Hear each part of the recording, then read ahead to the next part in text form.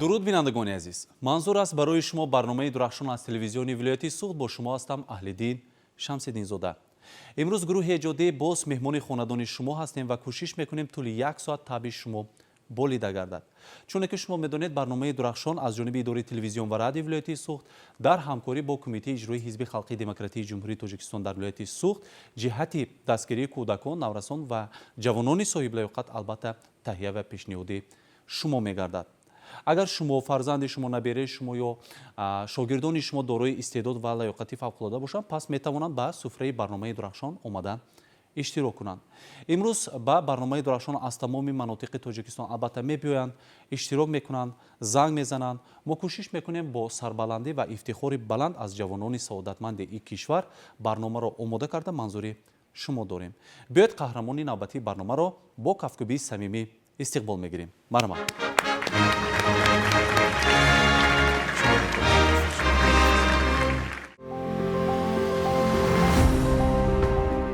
بار دیگر درود بینندگان عزیز، منظور است برای شما برنامه درخشان از تلویزیون ولایت سوخت. اگر شما فرزند شما نبیره شما یا خود شما دارای استعداد و لیاقت فوق‌العاده باشید، پس رقم تلفنی که حالا برای شما نمودار است البته زنگ زنید. ما کوشش میکنیم شما را البته به برنامه درخشان دعوت کنیم یا به صفحه اجتماعی برنامه که هم در فیسبوک و هم در اینستاگرام با اسم برنامه درخشان تلویزیون ولایت سوخت البته نام نویس شده است، یعنی ثبت شده است، وارد گردید، درخواست خود رو بگذارید. ما کوشش میکنیم در قطار دیگر اشتراکچی ها البته شما رو به برنامه درخشان دعوت کرده باشیم. خب شما رو قبل از همه از نام رهبریت اداره تلویزیون و رادیو ولایت سوخت، گروه ایجادی برنامه درخشان، شخصا از نام خودم جهت اشتراک در برنامه درخشان عرض سپاس و منتداری بیان کنم. من باوری دارم که امروز اطراف استعداد شما البته صحبت میکنیم. بعضا نفرها الکی پای بردن که شاید شناسن شما رو که یکی از آموزگاران موفق هستید و اطراف استعداد شما البته صحبت‌های جالب هم بشود. قبل از همه برای بینندگان عزیز خود را معرفی کنید. خب تشکر زیاد. من پرویز اولیموف هستم، آموزگار فن زبان انگلیسی در گیمنازیوم رقم 1 به نام رحیم جلیلی شهر خوجند فعالیت میبرم. زاده و همقدیم دوران صاحب استقلالی کشور هستم. در خوجند باستانی به دنیا آمدم. آفرین، تشکر زیاد میگم.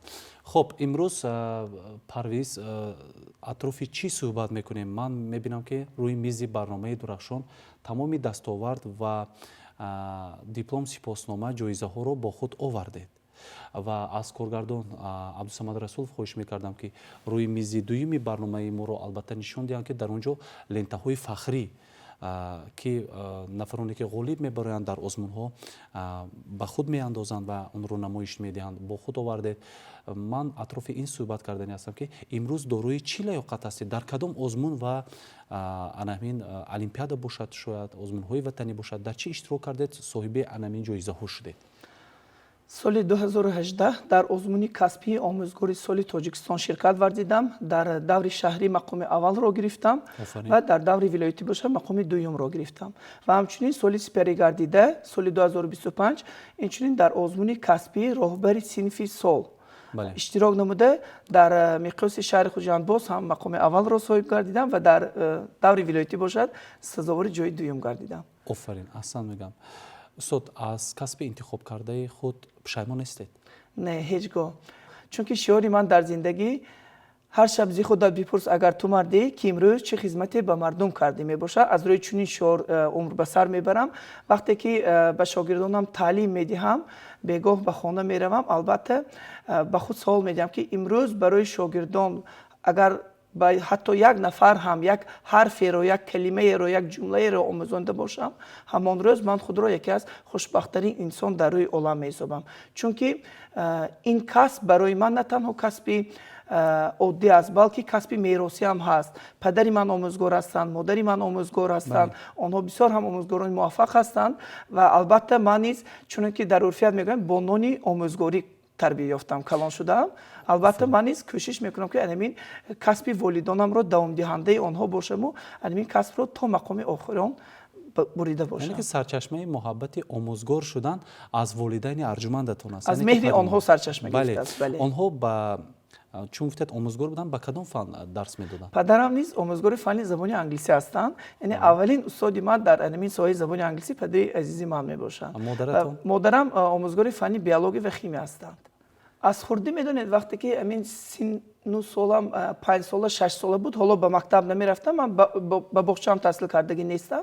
вақте ки ба мактаб мерафтам дар хона будам, падарам аллакай ба ман ҳамин фразаҳои соддатарини забони англисиро омӯзонида буданд. яъне аз ҳамин давраи 4 солагӣ 5 солагӣ шавқу рағбати ман нисбати омӯзиши забони англисӣ кушода шуда буд. масалан what is your name, where do you live, how old are you, ҳамин гуна фразаҳои соддае ки номат чи аст, ту чанд сола ҳастӣ, ту аз куҷо ҳастӣ, ҳамин гуна фразаҳои соддаро аллакай ман бо забони англисӣ медонистам. барои ман беҳуда нест нагуфтам ки устоди аввалини ман падарам ҳастанд. хай баъдан дар мактаб албатта кӯшиш намудам ки нозикои забони англисиро омӯзам ва бо вуҷуди ин ба донишгоҳи давлатии хуҷанд ба номи академияи бобоҷон ғафуров ба факултаи забонҳои хориҷӣ дохил гардидам. онҷо низ албатта бо дипломи аъло хатм намудам ва баъди дараҷаи бакалавр албатта зинаи магистратураро низ дохил гардида онро низ бо дипломи аъло хатм кардам. офарин, аҳсан мегӯям. имрӯз ман мебинам ки рӯи мизи барномаи дурахшон шумо якчанд шаҳодатнома, диплом, сипоснома, сертификатҳоро овардед ва биёед навбат ба навбат бо онҳо шинос мешавем. ин шаҳодатнома барои ин шаҳодатномае аст ки дар ташкилоти ҷамъиятии муосир ба номи Уильям Шекспир ки дар инҷо фаъолият мебарам, барои омӯзгорон курси кӯтоҳмуддати 2 моҳа таъсис ёфта буд. дар ҳамин курс таҳсил намуда философия бо забони англисӣ буд.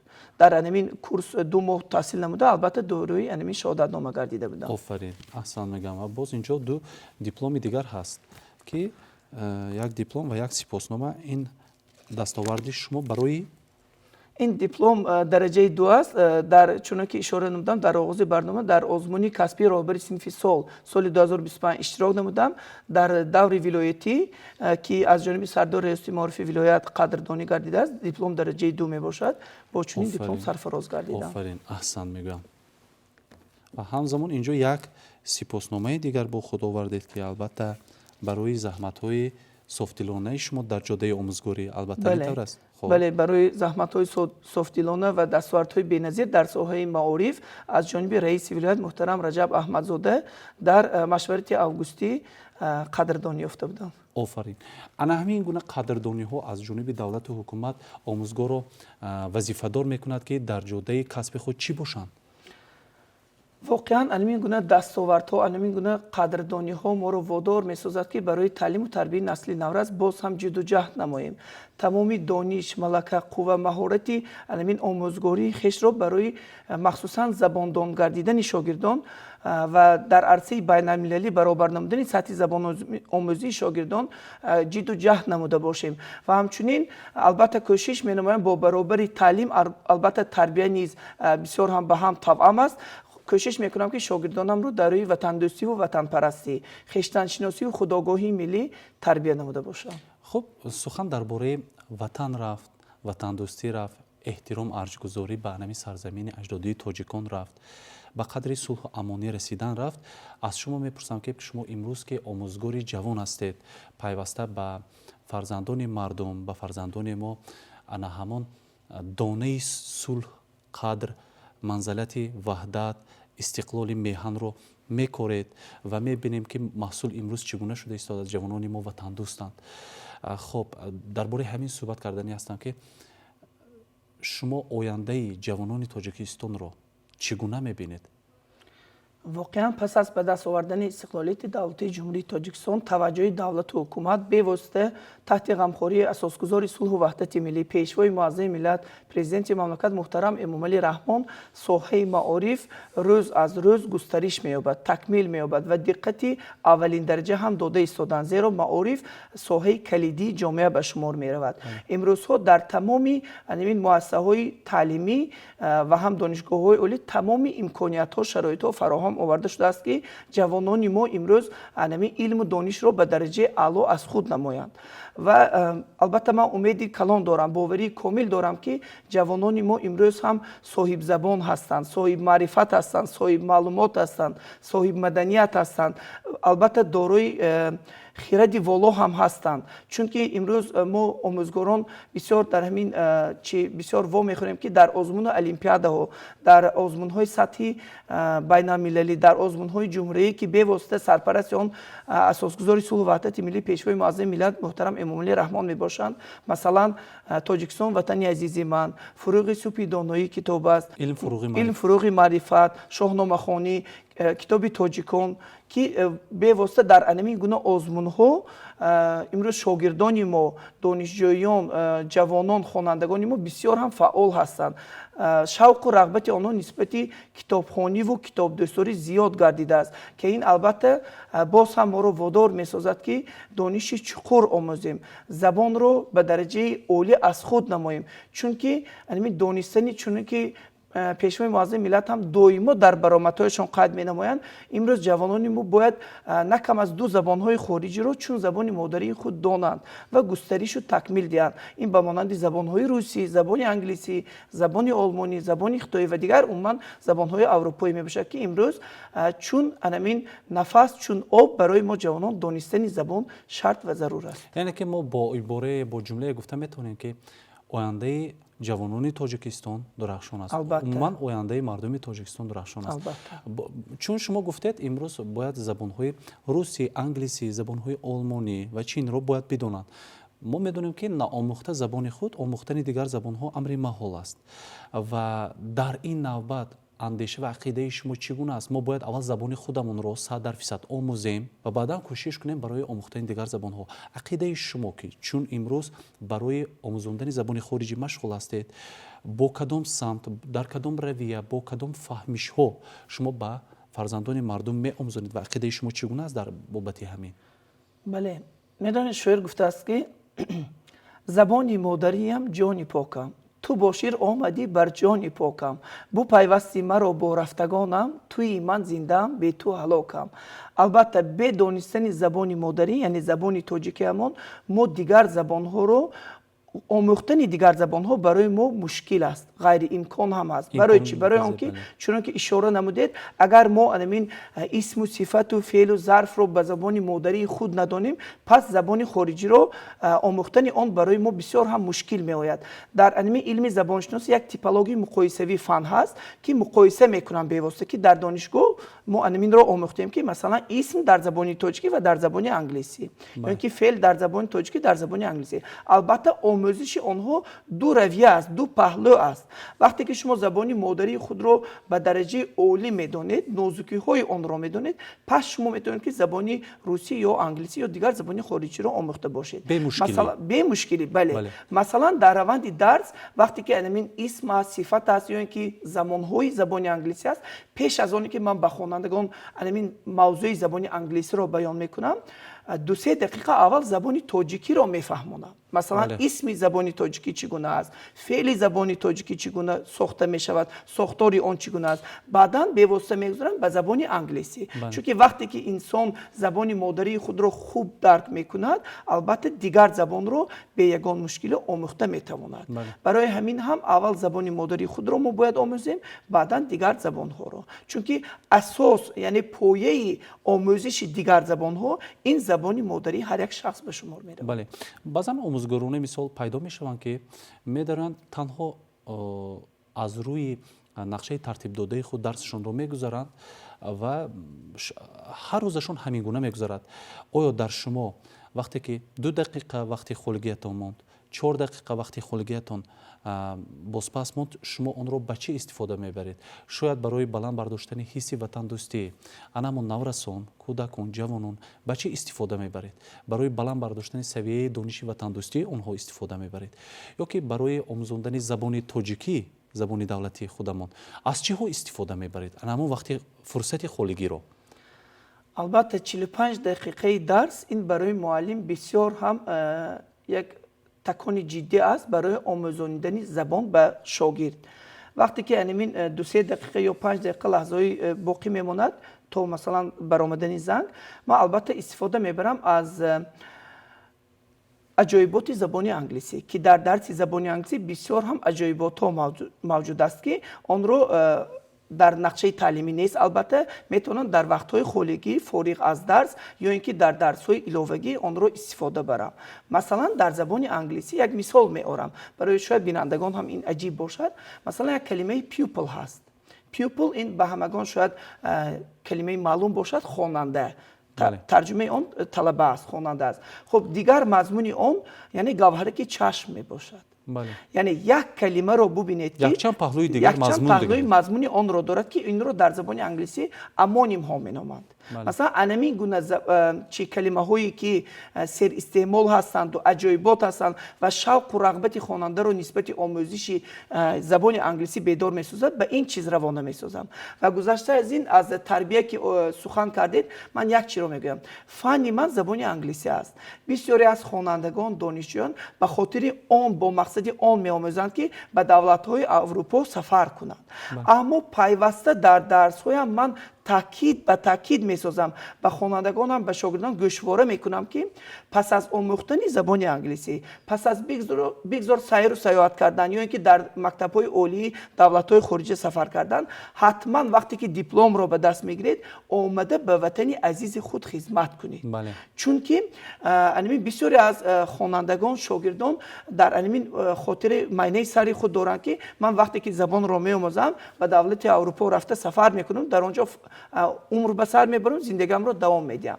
نه، اگر چون که پیشوای معظم ملت هم در یکی از برآمدهای خویش تاکید نموده بودن، اگر وطن رو ما خودمون صاحبی نکنیم، خودمون آباد نکنیم، پس کسی دیگر آباد نمیکند. و وطن ما خود ما تاجیکان، خود ما شهروندان انمین دولت و ملت باید خدمت کنیم. کسی دیگر خدمت نمیکنه. برای انمین بسیاری از میدونید، بسیاری از آدمان از من میپرسن که شما زبان خارجی رو خوب میدونید، برای چی به دولت اروپا سفر نمیکنید یا که با آنجا زندگی نمی کنید؟ جواب من دائما یک چیز است. اگر من با آنجا سفر کنم، اگر من با آنجا خدمت کنم، پس به وطن من کی خدمت میکند؟ پس به شاگردان، به نسل نورس، به فرزندان ملت کی این زبان رو مثلا می آموزند؟ من خود را یکی از شهروندان خوشبخت می حسابم که امروز در دوران صاحب استقلالی کشور در زمان تنج و آرام برای مردم خدمت نموده ایستادم، برای نسل نورس، برای زبان دان گردیدن آنها صبح تا شام زحمت میکشم. مقصد من یک است، همین نسل نورس باید زبان خارجی رو به درجه عالی از خود نمایند و اینچنین در عمل تطبیق نمودن برنامه دولتی تکمیل و تعلیم آموزش زبان‌های روسی و انگلیسی در جمهوری تاجیکستان برای دوره تا سال 2030 قبول گردیده است که این از جانب حکومت کشور می باشد. برای در عمل تطبیق نمودن این برنامه بنده نیز جد و جهد می نمایم و البته به باوری پیشوای معظم ملت کوشش میکنم که سزاوار باشم و در پیام نوبتی خویش که دائما تاکید می‌سازند که جوانان زبان را آموزند و برای ما آموزگاران نیز دستور سپارش داده بودند که آموزگاران زبان‌های خارجی را به شاگردان با نازکی‌هایش آموزانید. برای در عمل تطبیق نمودن دستور سپارش‌های اساسگذار صلح و وحدت ملی پیشوای معظم ملت پرزیدنت مملکت محترم امام علی رحمان تمامی دانش، قوا، ملکه و مهارت پداگوژی خویش را سفربر می‌نماید. اگر از شما پرسیم که پرویز همین وطن رو چگونه دوست می‌داری، چی میگویید؟ به این سوال شما با یک شعر پاسخ دادنی هستم. تاجیکستان سرنوشت عشق سوزانی من است، ذره خاک عزیزش داروی جانی من است. در بر گهواره سنگش فراغت یافتم، تخت سنگ کوهسارش تخت سامانی من است. سینه کوه بدخشان روشن از خورشید لعل، آتش آن آتش مهر نیاگانی من است.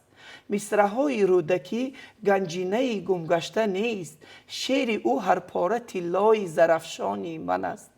میهن و مادر پرستیش میکنم شعر و سخن، این فضیلت در دل خلق سخندانی من است. تاجیکستان رودبار و چشمسارت شاعرند، هر گیاهت شعر و هر سنگ تو دیوانی من است. واقعا هم هر سنگ و خاک تاجیکستان این سرمه چشمانی من است. اگر باز یک سوال دیگر غیر چشم داشت است، من باور دارم که پاسختون هم عجیب می شود. به مثال دیگر پاسخهایتان، کسب آموزگاری به شما چی داد؟ چه خوشبختم که من آموزگارم بجان در خدمت خلق و دیارم، شود شاگردی من فردای ملت، در این دنیا دیگر آرمان ندارم. باور کنید آرمانی من در این دنیا انمین تعلیم و تربیت نسل نورس میشه. اگر شاگردانی من وطن دوست به وای رسن، خویشتن شناس به وای رسن، زبان دان به وای رسن، من فکر میکنم که انمی وظیفه خویش رو صادقانه و عدالت خواهانه اجرا کردم. چون گفتید با چند آزمون ها اشتراک کردید، روند آزمون چگونه بود؟ شما باید در کدام مثلا سوال ها جواب میگفتید، در کدام مثلا شرط های آزمون البته صحبت کنیم. چگونه گذشته؟ چقدر داوطلب بود؟ آیا در این راه موفقیت شما رو یگان نفر پیگیری میکرد، دستگیری میکرد؟ کیها بودن؟ بیاد اطراف انمین دستاورد شما صحبت کنیم. گرچند ما میبینیم میگویم یک سپاسنامه گرفتند و یک لنته رمزی فخری، لیکن پس این زحمت های شبانه روزی است. بیاد اطراف همین صحبت کنیم. خب انمین آزمون کسبی که آموزگار سال تاجیکستان است، آن از 4 دور عبارت است: دوری مؤسسوی، دوری شهری یا ناحیه‌ای، دوری ولایتی و هم دوری جمهوری. انمین آزمون از یک چند شرط ها عبارت بود.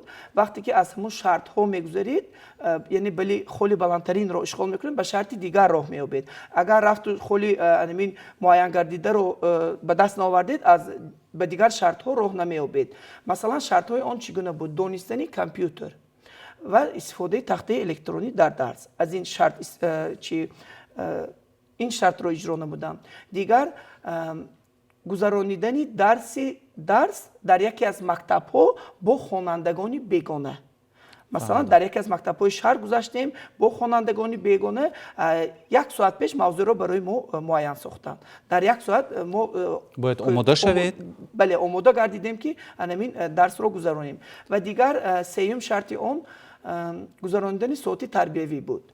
این از درس باز هم مشکل تر بود. برای چی؟ برای اینکه موضوع رو کشیدیم و موضوع صوتی تربیوی رو کشیدیم و به درس در آمده درس گفتیم. مثلا در درس زبان انگلیسی من 1 ساعت مهلت داشتم که یگان عیانیت رو استفاده برم، فکرم رو سرجم کنم، دایره موضوع انتخاب گردیده. اما در صوتی تربیوی باشد، مثلا موضوع من هنر آموز کس هنرمندی بود. که انمین موضوع رو گرفتم و به صنفخانه در آمدم با خوانندگانی بیگانه، که این برای من بسیار هم مشکل بود. لیکن چی به شما کمک کرد در همون لحظه؟ چی پیش نظرتون اومد؟ چی رو استفاده بردید؟ از همین حالت چگونه برآمد؟ انمین یک چند راه و واسطه و اصول هایی که در درس استفاده میبریم، انمین رو من البته کوشش نمودم که در عمل تطبیق نمایم. و شرط 4 این بود که گذراندن مجلس پدر و مادران. انمین اعضای حکمان گویا پدر و مادر گردیدن، ما انمین مجلس پدر و مادرانی که میگذارانیم آن رو برای آنها نشان دادیم که این هم دارای موضوع معین گردیده بود و به یگان تیاری. ببینید که این آزمون ها، یعنی آن موضوعی که ما چی در نزد حکمان قرعه پرتایی گردید، به یگان تیاری بود. یعنی آن بعضی که من داشتم آن رو تنها استفاده بردم خلاص.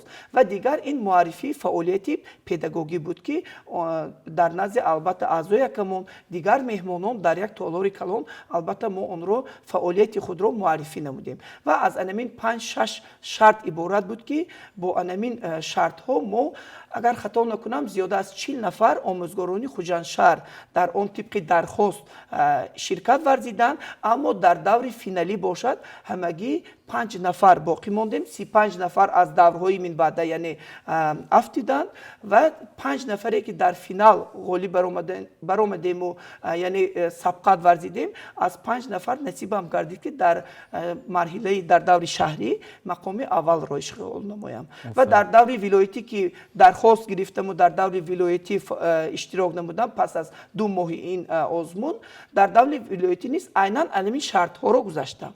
در بین 18 شهر و نواحی ولایت، در بین 18 شهر نواحی ولایت البته مقام دوم رو اشغال نمودم. البته مقصد اشتراک من این غالب آمدن نبود. این پیش از همه سنجیدن مهارت و ملکه پداگوژی من که تا چه اندازه من خود رو در بین دیگر آموزگاران مقیاسی شهر، در بین دیگر آموزگاران مقیاسی ولایت خود رو سنجیدم. تنها همین چیز بود. و گذشته از این آموزگاری کسبی، آموزگاری سال تاجیکستان در سال 2018 بود. اما در سال 2025 پس از یک چند تنفس ها باز هم یعنی قوه خود رو، انرژی خود رو زیاد کردم و خواستم که در آزمونی کسبی راهبر صنف سال که این بار اول با قرار رئیس ولایت محترم رجب احمدزاده همین سال یعنی در سال 2025 سال گذشته این قرار به تب رسید و بار اول این آزمون تحت ریاست معارف ولایت سوخت تشکیل و برگزار گردید. البته در منطقه در مؤسسه اشتراک نموده مقام اول، در دور شهر خوجند اشتراک نموده باز هم مقام اول را اشغال نمودم و این که در جمهوری نداشت در مرحله ولایتی قرار داشت در دور ولایتی باشد مقام سزاواری جای دوم گردیدم. آفرین، احسن، مبارک باد میگم.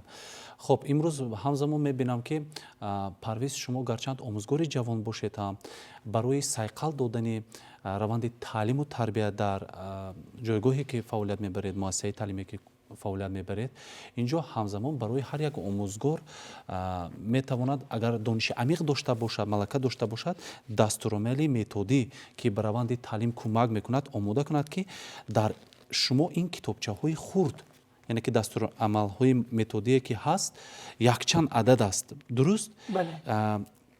این هم استعداد است، این هم مهارت است، یعنی که به تب رسانیدن کتابچه های خرد باشد هم این یک دستورالعملی هست که هر یک آموزگار در روند تعلیم برای صاحب ذوق شدن خواننده استفاده برده میتواند، درست است؟ بله. خب در موضوع های چی شما این دستورالعمل های متدی رو به چوب رسانیدید و برای چی کمک میکند، با چی مقصد؟ بله.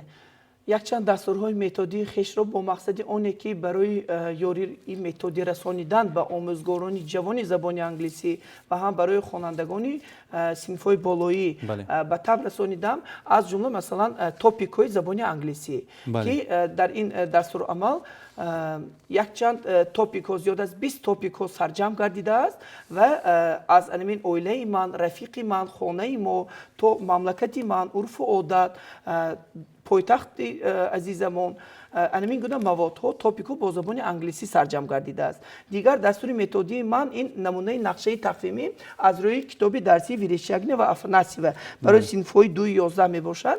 این رو اگر در بین بینندگان عزیز ما آموزگاران زبان انگلیسی باشن خوب این رو درک میکنن که مؤسسه های تیپی نو یعنی لیسه، گیمنازیوم و مکتب های پرزیدنتی با کتاب ویریشگنی و افناسی و در درس های ایلاوگی، در ساعت های ایلاوگی پیوسته استفاده میبرن.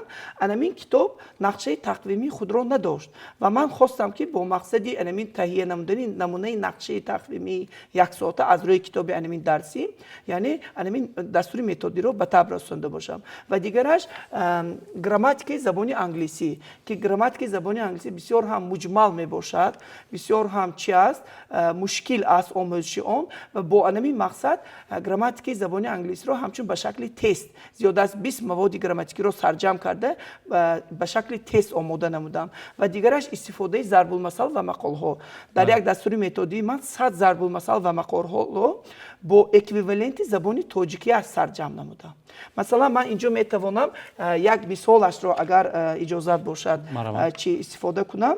مثلا وعده دادی وفا کن، قول دادی اجرا کن. این ضرب المثل مثلا اکویوالنت خود رو با زبان انگلیسی دارد که به واسطه promise little but do much یا اینکه مثال live and learn روز بینو از روزگار آموز. این گونه مثلا there is no smoke without fire بدود آتش نمی شود. این گونه ضرب المثل ها 100 ضرب المثل زبان انگلیسی با اکویوالنت زبان تاجیکی از سرجم که این رو میتونه در رفت تعلیم استفاده بره برای تعلیم بله استفاده میبریم برای پیش از همه سایقل دادن نطقی یعنی نطق شفاهی خوانندگان و این چنین در قسم تشکیلی درس نیست. خوانندگان میتونن به واسطه همین یک تاگی ضرب المثل رو با اکویوالنت خود گفته مثلا درس رو آغاز نموده باشیم. همزمان دستور توصیوی از مشغولیت های زبان انگلیسی برای گروه های آمادگی به مکتب، یعنی آن نفرانی که در کودکستان تحصیل میکنن ختم میکنن در آنجا میبیان به تعلیمگاهی اساسی به مؤسسه تعلیمی،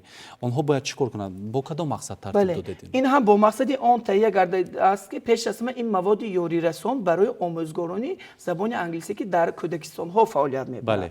من ندیده بودم یگان دستور رو که مثلا در انمین برای کودکستان ها برای آموزگارانی که در کودکستان فعالیت میبرند تاسیس یافته باشد. در اینجا نیز یک چند مشغولیت ها رو نمونه مشغولیت ها رو جمع آوردم به مانند اویله من، میوه ها، سبزوات ها، حیوان های خانگی، عالم کسب و انمین گونه مواد ها رو با زبان انگلیسی یعنی نمونه نقشه یک ساعته برای آموزگارانی که در کودکستان ها فعالیت میبرند سرجم گردیده. همزمان اینجا میبینم در روزنامه ها نیست البته مقاله های شما به فکرم چاپ میگردن. بله. خب در مقاله شما در روزنامه تیروز جهان و همزمان شفق. بله. در روزنامه شفق ممکن است در چی یک صفحه‌اش در صفحه در روزنامه شفق که 22 نوامبر سال 2025 تحت رقم 22 می باشد یک مواد تربیوی ما با نام نقش کانسپت ملی تربیه در رشد وطن دوستی خوانندگان که در اینجا من پرویز اولیموف است مؤلفش، یعنی در ساحه معارف دو کانسپسی عمل میکند، کانسپسی ملی معلومات و کانسپسی ملی تربیه. یعنی کانسپسی ملی تربیه که ماه نوامبر باز هم از نو تهیه گردید و پس از انتشار گردیدن انمین مرحله نوی کانسپسیه خواستم که یک مقاله خیش رو برای انمین کانسپسی ملی تربیه یعنی چگونه در عمل تطبیق نمودن آن برای وطن دوست گردیدن خوانندگان یعنی فکری خود رو در اینجا سرجم آوردم. و دیگر در روزنامه شهری که با نام تیروز جهان است 6 دکبر سال 2025 تحت رقم 89 به تاب رسید، باز یک مقاله من صداقت به کسب و وطن. بله. یعنی هر یک انسان به کسب خود باید صادق باشد، وفادار باشد، پس انسان به نتیجه نائل میگردد و با انمین مضمون با انمین مقصد صداقت به کسب و وطن یعنی دوستداری وطن باشد، چون که پیشوای معظم ملت هم میگن وطن رو چون گوهری که چشم دوست دارید و حفظ کنید، گرامی دارید. یعنی چونانی که برای انسان انمین چشمش عزیز است، برای ما نیز انمین وطن چون گوهری که چشم ما عزیز و مقدس می باشد. بله. خب همزمان اینجا پرستانی هستم که وقتی که با درس وارد گردیدید پرویز میبینید 20-25 نفر خواننده نشستگی هستند و چشمتون به نفر میفروید که تبش گرفته است، چهرهش گرفته است، کیفیتش خوش نیست، یگان مشکلی دارد. شما همچون یک آموزگار جوان چگونه عمل میکنید برای دقت همه خواننده رو به درس جلب کردن از همان مشکلی که در عقل و ذهنش هست او رو فرا گرفته سرپیچ کرده است، چگونه عمل میکنید همچون پداگوگ آموزگار؟ بله. پیش از همه آموزگار باید پسیکولوگ باشد، روانشناس باشد. بیاده در مکتب عالی هم این روانشناسی رو خوب تعلیم نمیدهند. با برابر آنی که من پداگوگ هستم اینچنین پسیکولوگ رو نیز پسیکولوگ این مخصوصا کودک رو خوب آموختم و حالا نیز باز از بالای خود کار کرده آموخته ایستادم این نازکی‌های پسیکولوژی رو. وقتی که این طبع خیره خواننده رو میبینم البته از خواننده پرسان میگردم، شاید ایندیویدولی باشد که نه در بین همسنفانش البته ایندیویدولی پرسان میشم که چی پرابلم داره، چی معما دارد، برای چی با طبع خیره آمده است. و میدونید یک انمین موتیواسیون است برای انمین روح بلند گردیدن خواننده. اگر در درس مثلا وی رو افتاده باشد یا یگان پرابلم داشته باشد مثلا میشود که کمتر بالش رو بلند میگذارید. مثلا اولو که امسال بله دستگیری میکنید در مؤسسه تعلیمی که روندی خالگذاری گردید یعنی 10 خاله گردیدیم، انمین مثلا وقتی که 8 خال 9 خال میگذارید به خواننده الکی نسبتا و خواننده روی افتاده گردیده مثلا کمتر شوق و رغبت اون کمتر یعنی بولیده میگردد، نگاهش احترامش به فن دیگر میشه. بله. و بعد از اون من کوشش میکنم که انمین درونی دل علمی خواننده رو درک کرده باشم که او چی دارد. میدونم من بسیارتر با خوانندگان بسیار هم نزدیک هستم، چون که وقتی که با خواننده نزدیک میشوید از حال و احوال وی پرسان میشوید البته خواننده قلفی دری خیش رو برای شما باز میکنه. چون که آموزگار نیست در مکتب برای خواننده 5-6 ساعتی که در مؤسسه است برای خواننده همچون پدر است، همچون مادر است. باید که این پدر و مادر خود به که چه مناسبت میکند و آموزگار خود نیست باید همین گونه مناسبت کنه. همین گونه یعنی راز دل خویش رو باید خواننده ابراز کرده باشد. برای این با خواننده بسیار هم نزدیک شدن در کار که خواننده تا اینکه همین معمای خویش رو به استاد خود آمده گوید. یک چیز رو میگم که من در مؤسسه‌ای که فعالیت میبرم همه ساله البته راهبر صنف هستم. برای آنکه آموزگار باید راهبر صنف باشد. وقتی که راهبر صنف شما نیستید با خواننده نزدیک نمیشوید. حالا که خوانندگان صنفی من صنف 5 رو ختم کردن، صنف 6 میشوند. همین هر یک خواننده خود رو من الکی آنها رو به خوبی آنها رو میدانم، تو از احوال عائله آنها با خبر هستم، از همین نگاه آنها الکی من میفهمم که او چی معما دارد. بله. خب باری هم نشده است که یگان نفر مهمان از دولت خارجه آمده باشد، شاید آموزگاران داننده زبان انگلیسی باشند از خود جمهوری عزیزمان تاجیکستان محبوب، نظرسنجی کرده باشند، انا همون با چینک چین کرده باشند دانش شما رو. کسی نگفت که با زبان انگلیسی شما خوب درس میگذارید یا که با زبان انگلیسی شما خوب حرف میزنید، سخن میگویید. باری هم انا همین لحظه ها شده است که یگان نفر به شما گفته باشد شاید مهمان از دولت خارجه، شاید از وطن عزیزمان، استادانتان، استادان دیگر دانشگاه ها که واقعا پرویز شما داننده زبان انگلیسی هستید. باری هم همین لحظه شده است. بله این گونه لحظه بسیار گردیده است. من که در با برابری مؤسسه تعلیمی در گیمنازی رقمی که به نام رحیم جلیل فعالیت بردم، اینچنین در مرکزی آموزشی به نام ویلیام شکسپیر فعالیت میبرم. در انمی مرکزی ما هر سال طبق انمین نقشه یک آموزگار از دولت‌های خارجه می آیند. سال گذشته نیز از دولت آلمان یک آموزگار آمد، در درسی من اشتراک کرد. از آلمان است اما آموزگاری فنی زبانی انگلیسی است. در درسی من بسیار اشتراک کرد، شرکت ورزید و فکر و عقیده خویش رو، خلاصه خویش رو نسبت انمین سطح زباندانی من، نسبت آموزش خوانندگان دایره انمین زبان البته ابراز اندیشه نموده بود و اینچنین در درس‌های من پیوسته از شعبه معارف شهر خوجند، از ریاستی معارف ولایتی سوق پیوسته انمین متخصصانی ورزیده ساحه زبانی انگلیسی شرکت ورزیدند و البته فکر و عقیده خویش رو گفتند و واقعا هم بهای سزاوار رو از جانب استادان گردیدند. آفرین، اصلا میگم. پس برای بینندگان عزیز اثبات میکنیم.